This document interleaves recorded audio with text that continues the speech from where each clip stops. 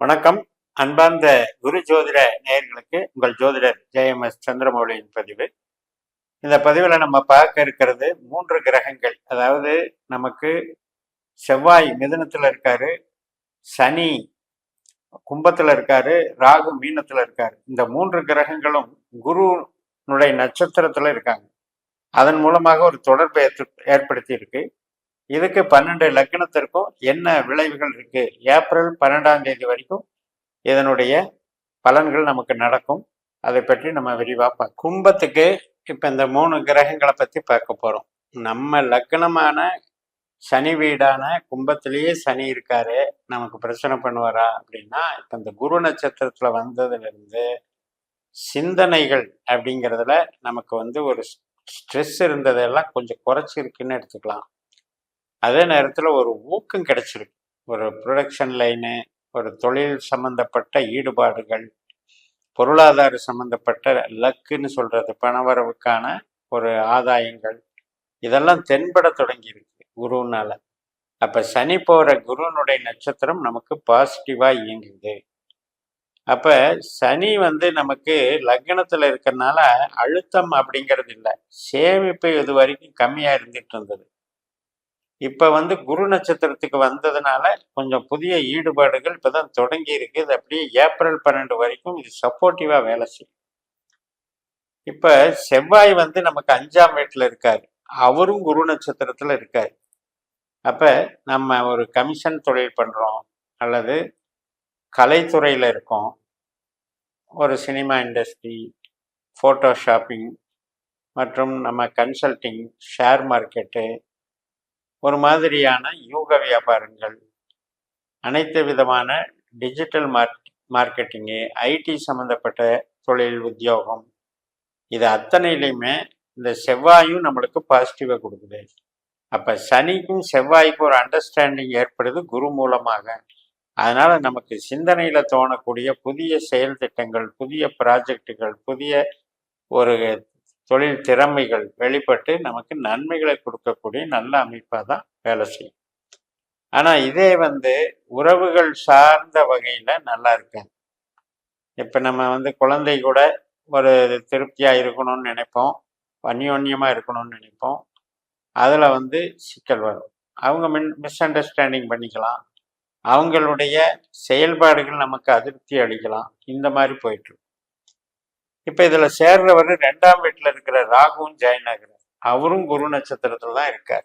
2ஆம் வீடுங்கிறது கையிருப்பு, பணம். இப்ப அது சம்பந்தப்பட்டதுக்கு கொஞ்சம் ராகு திசா புத்தி அந்தரம் நடக்கிறவங்களுக்கு சப்போர்ட் பண்றாரு. அப்ப குருவனுடைய கனெக்டிவிட்டி மூலமாக ராகு நமக்கு பொருளாதாரத்துக்கும், தொழிலுக்கும், உத்தியோகத்துக்கும், அங்கீகாரத்துக்கும் நல்லது பண்றாருன்னு எடுத்துக்கணும். ஆனா அதே நேரத்துல இந்த 2ஆம் வீட்டுல இருக்கிற ராகு 4ஆம் இடத்தை காட்டுறதுனால குழந்தைகள் உறவாகட்டும், கணவன் மனைவி உறவாகட்டும், பெரியவர்களுடைய உறவாகட்டும், பெற்றோர்கள் சார்ந்த உறவுகளாகட்டும், எல்லாமே கொஞ்சம் அதிருப்தியத்தான் போய்கிட்டு இருக்கு.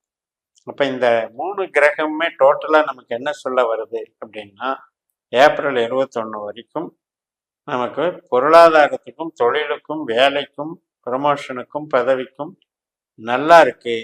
உறவு சார்ந்த விஷயத்துக்கு அவ்வளவு சிறப்பாக இல்லை அப்படிங்கிறத மனசுல வச்சுக்கிட்டு தான் நம்ம செயல்படணும். இன்னும் டெப்தா பார்க்க போனா 12 பாவத்துக்கு உபநட்சத்திரங்கள் எடுக்கணும். பாஸ்கர் அஸ்ட்ராலஜி சிஸ்டத்துல நம்ம பிறந்த நேரத்தை வச்சு 12 பாவ உபநட்சத்திரங்கள் நமக்கு என்ன செய்யுதுன்னு கண்டுபிடிக்கணும். அந்த மாதிரி வரும் பொழுது இந்த 3 கிரகங்கள் இருக்கே, இந்த 3 கிரகங்களும் 8ஆம் பாவ உபநட்சத்திரமாகவோ 12ஆம் பாவ உபநட்சத்திரமாகவோ வந்திருக்க கூடாது.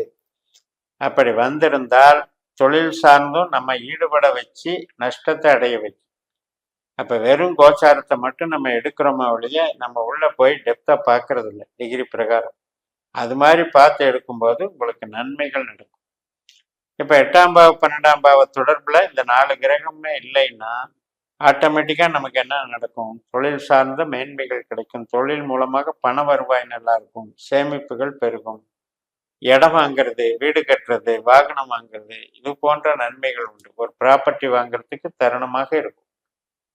அதே நேரத்தில் பில்டிங் சம்மந்தப்பட்ட தொழில், கன்ஸ்ட்ரக்ஷன் சம்மந்தப்பட்ட தொழில், ரியல் எஸ்டேட் சம்மந்தப்பட்டது, ஃபைனான்ஸ் சம்மந்தப்பட்டது, இது எல்லாமே சிறப்பாக நடக்கும். இப்போ ஒரு பொருளை வந்து நம்ம லாஜிஸ்டிக் பண்ணுறோம், வெளியில் அனுப்புகிறோம், இது மாதிரி சம்மந்தப்பட்ட வேலைகளுக்கும் நல்லா இருக்கும். பேச்சினாலும் சம்பாதிக்கக்கூடிய தொழில்கள் அமைப்புலையும் நல்லா இருக்கு. மருத்துவம், உடை சார்ந்தது, உணவு சார்ந்தது, இது சம்மந்தப்பட்ட தொழில்களும் நல்லா இருக்கும். ஆராய்ச்சி சம்மந்தப்பட்ட ஒரு இதில் இறங்கி இருக்கிறவங்களுக்கும் ஒரு சக்ஸஸை கொடுக்கும். அதன் மூலமாக நமக்கு ஒரு பெனிஃபிட் இருக்கும். இப்போ இந்த சனி பொறுத்த வரைக்கும் நமக்கு திசையே நடக்குது அப்படின்னா, இப்போ நமக்கு வந்து உண்மையிலேயே நமக்கு பணம் கொடுக்கக்கூடியதும், உத்தியோகம் கொடுக்கக்கூடியதும், நமக்கு தொழிலை வளர்க்கக்கூடியதும் சனி பகவான் தான். ஆனால் இப்போ இந்த கும்பராசியில் வந்த வரைக்கும் சனி வந்து சாதகமாகவே இல்லை. எதுக்கு? பணம் வரவுக்கும், வேலை பார்க்கறதுக்கும், தொழில் பண்ணுறதுக்கும். இது யாருக்கு நடந்திருக்கும்னா, சனியினுடைய திசாபுத்தி அந்தரம் நடந்திருக்கவங்களுக்கு தான் அது நடந்திருக்கும். மற்றவங்களுக்கு அது நடந்திருக்காது. ஆனால் அந்த மாதிரி நடந்திருக்கவங்களுக்கெல்லாம் இப்போ வந்து நல்ல காலம். காரணம் என்னன்னா, அந்த குரு வந்து 2ஆம் இடத்துக்கு சப்போர்ட் பண்றாரு. பணவரவுக்கு சாதகமா இருக்காரு. வேலைக்காகட்டும், சொந்த தொழிலுக்காகட்டும், பதவி ப்ரமோஷனுக்காகட்டும் வளர்ச்சி பண்ணி தருவார். அப்படிப்பட்ட வகையில சனி வேலை செய்யுது. இப்ப நமக்கு 2ஆம் இடத்துல இருக்கிற ராகு அப்படின்னு எடுத்துட்டீங்கன்னா, அவர் வந்து குருவை போல வேலை செய்கிறார். இப்ப 4ஆம் இடத்துல இருக்கிற குரு போல ராகு வேலை செய்யறதுனால வீடு கட்டி வாடகைக்கு விடுறது, பில்டிங் கன்ஸ்ட்ரக்ஷன் சார்ந்த தொழில்கள் செய்கிறது, ஸ்பேர் பார்ட் சம்மந்தப்பட்ட ஒரு இண்டஸ்ட்ரி நடத்துறது, இதுல எல்லாம் விரிவாக கொண்டு போகும். இப்போ நமக்கு ராகு திசையோ புத்தியோ அந்தரமோ நடந்தால் அதனுடைய வளர்ச்சிகள் நல்லா இருக்கும். எப்பவுமே கோச்சாரத்தில் பார்க்கும்போது நம்ம ஜனன ஜாதப்படி என்ன திசா புத்தி அந்தரம் நடக்குதோ அதுக்குண்டான கிரகத்தை கோச்சாரத்தில் பார்க்கணும். இப்போ இதில் உறவுகள் சார்ந்த விஷயத்தில் கொஞ்சம் மைனஸ் அப்படின்னு நம்ம புரிஞ்சுக்கிட்டோம். அது குழந்தை சம்மந்தப்பட்ட உறவாக இருக்கலாம், நம்ம விருப்பப்பட்ட உறவாக இருக்கலாம். இப்போ சிறு வயதினர்கள் வந்து நம்ம ஒருத்தருக்கு ஒருத்தர் விரும்புகிறாங்க, அது திடீர்னு ஒரு பிரேக்கப் ஆகுது, ஒரு மாதிரி அதிருப்தி ஏற்படுது, 2 குடும்பத்துக்கு இடையில சண்டைகள் ஏற்படுது, கணவன் மனைவி உறவுகள் வந்து விரிசல் ஏற்படுது. இதுக்கெல்லாம் வந்து இந்த 4ஆம் இடத்துல இருக்கிற குரு மூலமா இந்த 3 கிரகங்கள் இணையிறதும் ஒரு காரணம். ராகுக்கு 4ஆம் வீட்டில் செவ்வாய் இருக்காரு, ராகுக்கு 12ஆம் வீட்டில் சனி இருக்கார்.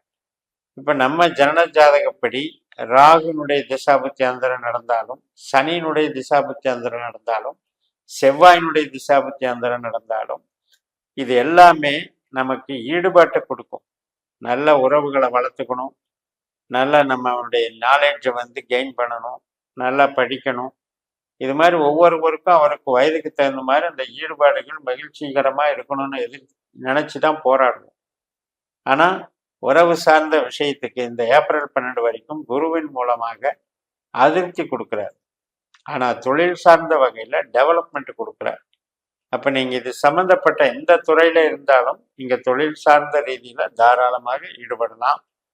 உங்கள் ஜனன ஜாதகத்தை ஒரு தடவை பாஸ்கர் ஆஸ்ட்ராலஜியில் கணிச்சு 12 பாவ உபநட்சத்திரங்களை தெரிஞ்சுக்கிட்டீங்கன்னா, இதில் இந்த 3 கிரகத்தில் 8ஆம் பாவ 12ஆம் பாவ உபநட்சத்திர தொடர்பில் எந்த கிரகமும் இருக்கக்கூடாது. அப்படி இருந்தால் அது தீங்கு விளைவிக்கும். அப்படி திசாபுத்தி நடந்தால் தீங்கு விளைவிக்கும். இப்போ ஒருத்தருக்கு ஏன் வந்து தொடர்ந்து தோல்வி வந்துட்டு இருக்கு, அந்த தொழில் பண்ணி பார்த்தேன், இந்த தொழில் பண்ணி பார்த்தேன், நான் வந்து ட்ரேடிங் வச்சேன், மேனுஃபேக்சரிங் பண்ணேன், எதுவுமே எனக்கு செட் ஆகலை, அது மாதிரி எல்லாம் அபிப்பிராயத்துக்கு வர்றதுக்கு காரணமே என்ன அப்படின்னா திசாபுத்தி தான். அந்த திசாபுத்தி வந்து இவருக்கு வந்து மூளை உழைப்பை காட்டிக்கிட்டு இருக்கும், ஒரு கமிஷன் தொழிலை காட்டிக்கிட்டு இருக்கும். ஆனால் இவர் போய் ப்ரொடக்ஷன் லைனில் போய் இறங்கிடுவார். அதை முதல் போட்டு பணம் பண்ணுற தொழிலில் இறங்கிடுவார். அப்போ அது வந்து ரிவர்ஸாக இயற்கைக்கு விரோதமாக நம்ம ஈடுபடுறதுனால அது வந்து அது நெகட்டிவ் பண்ணி விடும்.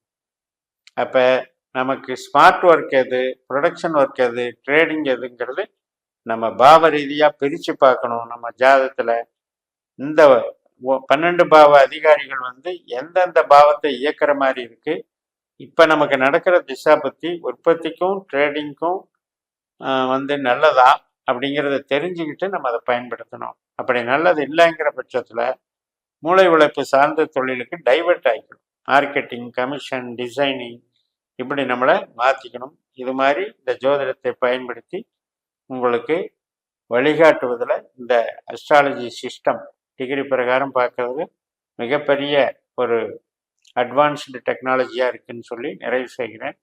இந்த சேனலை சப்ஸ்கிரைப் பண்ணி ஷேர் பண்ணுங்கள். உங்கள் தனிப்பட்ட ஜாதக பலாபலன்களை என்னுடைய வாட்ஸ்அப் நம்பரில் தொடர்பு கொண்டு பலன் பெறுங்கள். உங்களிடமிருந்து விடைபெறுகிறேன். உங்கள் ஜெயம்எஸ். நன்றி, வணக்கம்.